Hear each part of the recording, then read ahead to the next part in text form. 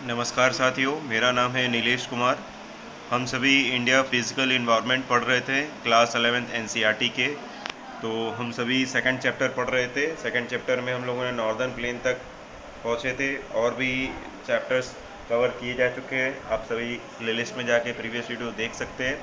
इससे पहले मैं आप सभी से गुजारिश करूंगा कि प्लीज़ मेरे चैनल को सब्सक्राइब करें ताकि एजुकेशनल वीडियो मैं लाता रहूं और मुझे भी थोड़ी सी हिम्मत मिलती रहे। तो आइए शुरू करते हैं समय को बिना बर्बाद किए हुए। The northern plains are found by the alluvial deposits brought by the rivers. जो नॉर्दर्न प्लेन है वो कैसे बना है? जो एलुवियल डिपॉजिट्स आते हैं, जो नदियों के द्वारा लाए जाते हैं, है कंकड़, मिट्टी और भी चीज़ें जो बह कर आती हैं, उसके बेसिस पे बने हुए हैं northern plains. The Indus, the Ganga and Brahmaputra, these plains extended approximately 3200 kilometre from the east to west. ये जो प्लेन्स हैं 3200 किलोमीटर के रेंज में फैले हुए हैं पूर्वोत्तर से पश्चिम उत्तर तक। The average width of these plains were between 150 से 300 किलोमीटर। जो एवरेज विड्थ है 150 से 300 किलोमीटर है। मैक्सिमम डेप्थ क्या है एलुवियल डिपॉजिट्स के? 1000 से 2000 metre from the north to the south. These can be divided into three major zones: the Bhabar, the Terai and alluvial plains। तो तीन मेजर जोन्स में डिवाइड किए गए, भाबर, तराई और एलुवियल प्लेन्स में। Alluvial plains can be further divided into the Khadar and the Bangar. जो alluvial planes हैं उनको फिर डिवाइड किया गया किसमें? खदर एंड बंगर में। Bhabar is narrow belt ranging between 8 to 10 kilometre parallel to the Shivalik foothill. जो भाबर क्या है वो एक नैरो बेल्ट है, नैरो रेंज है, बेल्ट 8 से 10 किलोमीटर का शिवालिक फुटहिल्स पे। As a result of this the stream and river coming from the mountain deposit, जैसे यहाँ लिखा हुआ है, आप देख रहे हैं जो मैं यहाँ से रीड कर रहा हूँ अभी, ठीक है। As a result of this the streams of rivers coming from the mountain deposit है भी, ये सब ठीक है, इंपॉर्टेंट है ये सब। The south of the Terai is a belt consisting of old and new एलेबल deposit known as Bhangar and Khadar. जो साउथ है नॉर्दर्न प्लेन्स के, तराई जिसको बोलते हैं, तराई के जो बेल्ट्स हैं वो नए और पुराने एल्यूवियल डिपॉजिट्स के हैं जिसको कि बंगर और खदर बोला जाता है। These plains have characteristics features of mature stage of pluvial, erosional and depositional landforms such as sand bars, meanders, oxbow lakes, braided channels. देखिए, इंडिया फिजिकल इन्वायरमेंट ऐसा सब्जेक्ट कि जिसको एक बार हम रीड कर रहे हैं तो उसको पहले वर्ड को हमें पकड़ना है, वर्ड के साथ साथ उसके मीनिंग्स को समझने by the help of diagrams, photos, pictures, maps, तब जाके हम इसको समझ पाएंगे। ऐसे हम रटने का अगर कुछ रहे तो ऐसे हम रट नहीं सकते हैं, समझते हुए चलेंगे। The Brahmaputra plains are known for their riverine island and sand bars. तो ब्रह्मपुत्र प्लेन क्या है, किसके लिए फेमस है? रिवराइन आइसलैंड्स के लिए और सैंड बार्स के लिए। Most of these areas are subjected to periodic floods. और इन सभी एरियाज क्या होते हैं, समय समय पर बाढ़ आते रहते हैं, जिसकी वजह से रिवर अपना जो फॉर्मिंग है जो कभी कभी बदलता रहता है। The mouths of these mighty river also form some of the largest deltas of the world, for example the famous Sundarban delta. तो ये जो बड़े बड़े नदियाँ हैं, प्लेन्स हैं, उसके हेल्प से सुंदरबन डेल्टा फॉर्म होता है, जो विश्व का सबसे बड़ा लार्जेस्ट डेल्टा में से एक है। The states of Haryana and Delhi form a water divide between the Indus and the Ganga river system. क्या बोला? जो स्टेट ऑफ हरियाणा है, state of Haryana and Delhi form a water divide. तो हरियाणा और जो दिल्ली है वाटर डिवाइड करते हैं किसके बीच में? इन द इंडस और गंगा रिवर सिस्टम के बीच में। As opposed to this the Brahmaputra river flows from north east to the south west direction. जो ब्रह्मपुत्र रिवर है वो नॉर्थ ईस्ट से साउथ वेस्ट डायरेक्शन में बहता है before it takes and plateau and the Karnataka plateau. This is one of the almost 90 southward turn at Dhubri before it enters into Bangladesh, ठीक है। These river valley plains have fertile able soil cover which supports a variety of crops। जो ब्रह्मपुत्र जो है वो बंगाल उंगाल इन सब समय में north eastern sides में ये सब टच करता है, ठीक है। तो इसीलिए क्या है, वो फर्टाइल लैंड है, किसके लिए? चावल के लिए, गेहूं के लिए, गन्ने के खेत के लिए, जूट के लिए, इन सभी चीज़ों के लिए, जो कि बहुत बड़े जनसंख्या को भी सपोर्ट करता है, ठीक है। आगे बढ़ते हैं। This is one of the oldest and most stable land mass of India. The general elevation of the plateau is from the west to the east. ये इंपॉर्टेंट नहीं है, पेनिनसुलर प्लेट्यू का आप मीनिंग खाली समझ लीजिएगा। मेरी इंपॉर्टेंट क्या है, पेनिनसुलर प्लेट्यू कितने भाग में divided? Can be divided into 3: Deccan plateau, central highlands, northern eastern plateau. Deccan plateau क्या है, आइए पढ़ते हैं. This is bordered by the Western Ghats in the west and eastern Ghats in the east and the Satpura, Maikal range and Mahadev hills in the north. Deccan plateau क्या है, eastern घाट से घिरा हुआ है, वेस्टर्न घाट से घिरा हुआ है और नॉर्थ में सतपुरा और महाकाल रेंज से घिरा हुआ है. ठीक है.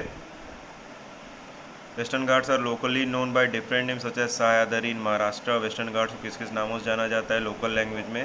सह्याद्री जो कि महाराष्ट्र में, नीलगिरी हिल्स कर्नाटका में है और तमिलनाडु में Annamalai hills and cardamom hills in Kerala. ठीक है. Western Ghats are comparatively higher in elevation and more continuous than the Eastern Ghats. Their average elevation is about 1500 meter with the height increasing from north to south. Anamudi. ठीक. आगे बढ़ते हैं. Peninsular Plateau is located on the Annamalai hills of the Western Ghats followed by Doda Beta on the Nilgiri hills. Most of the peninsular rivers have their origin in western Ghat. जो peninsular reverse हैं ज़्यादातर वो western Ghats में है. Eastern Ghats comprising the discontinuous and low hills are highly eroded by the rivers such as Mahanadi, the Godavari, the Krishna, the Kaveri. Some of the important ranges include the Javadi hills, the Palkonda range, the Nalamala hills, the Mahendragiri hills. The eastern and western Ghats meet each other at the Nilgiri hills. तो eastern और western Ghats कहाँ पे मिलते हैं? दोनों साथ में Nilgiri hills पे. तो क्वेश्चन आ सकता है कि ईस्टर्न और वेस्टर्न घाट किस जगह मिलते हैं? तो नीलगिरी हिल्स में मिलते हैं. सेंट्रल आइलैंड नेक्स्ट टॉपिक है हमारा. They are bounded to the west by the Aravalli range. The Satpura range is found by a series of scarp plateau on the south. तो सेंट्रल हाईलैंड्स को कहा गया है वो वेस्ट में अरावली रेंज के से बंधे हुए हैं. The Satpura range is found by a series of scarp plateau on the south, generally at an elevation varying from 600 to 900 meter above the mean sea level. THS. This forms the northernmost boundary of the Deccan Plateau. It is a classic. क्या लिखा है? It is a classic example of the relict mountain which are highly denuded and form discontinuous ranges. क्या बोल रहा है? जो central highland है वहाँ पे क्या है, बहुत सारे ऐसे प्लेट्यू हैं, ऐसे माउंटेन्स हैं जो कि हमेशा अपने साइज को चेंज करते रहते हैं. ठीक है. लिखा है हाईली डेन्यूटेड. डेन्यूटेड का मतलब होता है कि विखंडित. ठीक है. This region has undergone metamorphic process in its geological history. और इसमें हमारा कुछ खास नहीं है. नॉर्दर्न प्लेट्यू के बारे में जानते हैं. इसको आप लोग एक बार रीड कर लीजिएगा. नॉर्दर्न प्लेट्यू के बारे में जानते हैं. नॉर्दर्न प्लेट्यू क्या है? In fact, it is an extension of the main peninsular plateau. Extension है main peninsular plateau. It is believed that due to the force exerted by the northeasternward movement of the Indian plateau at the time of Himalayan origin, a huge fault was created between the Rajmahal hills and the Meghalaya plateau. Later, this depression got filled up by the deposition activity. Today, the Meghalaya and Karbi Anglong Plateau stand detached from the main peninsular block. The Meghalaya Plateau is further subdivided into 3. Meghalaya plateau जो है उसको कितने में divide किया गया?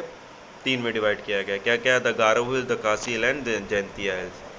लिखा है ना, Meghalaya plateau is further sub divided into 3. The Garo hills, the Khasi hills and the Jaintia hills. An extension of this is also seen in the Karbi Anglong hills of Assam, similar to the Chota Nagar Plateau.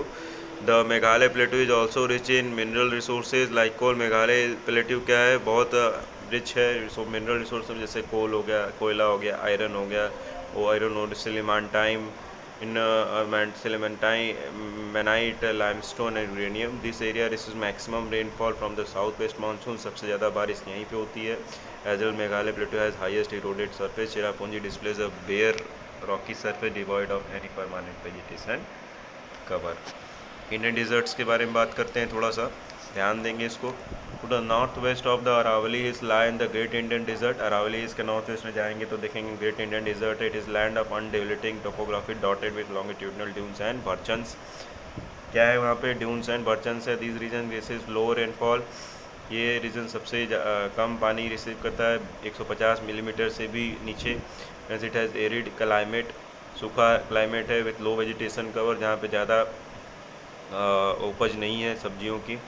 या फिर कह सकते हैं वहाँ पे crop वगैरह ऐसा नहीं है। It is because of the characteristic feature that is known as Marusthali. इसी फीचर्स को हम क्या कहते हैं, मरुस्थली कहते हैं। इट इज़ बिलीव दैट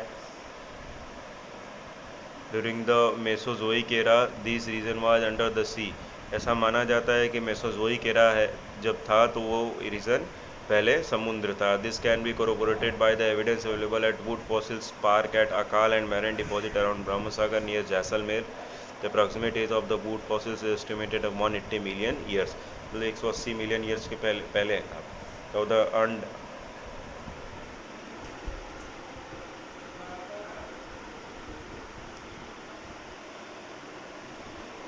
क्या लिखा है, आइए शुरू करते हैं।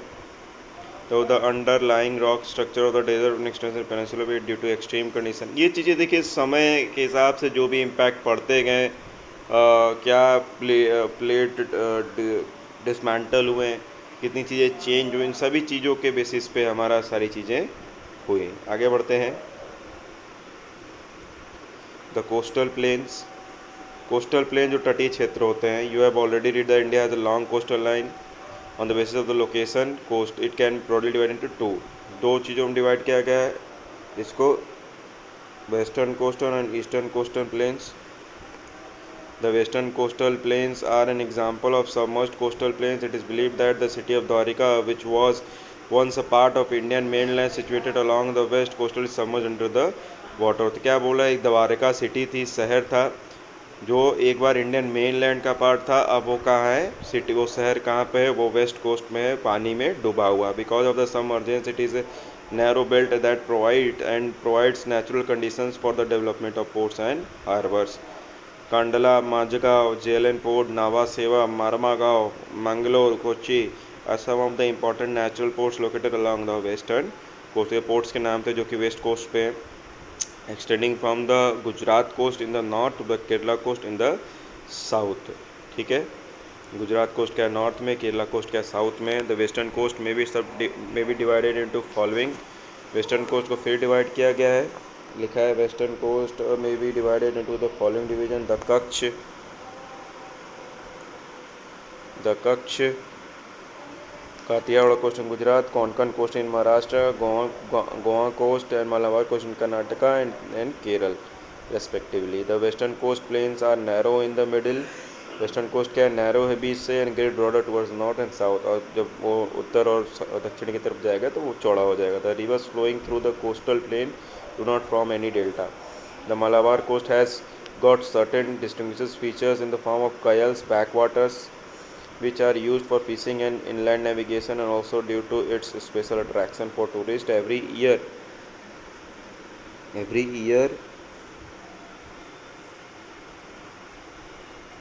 the famous Nehru Trophy boat race is held in Punnamada कायल इन केरला।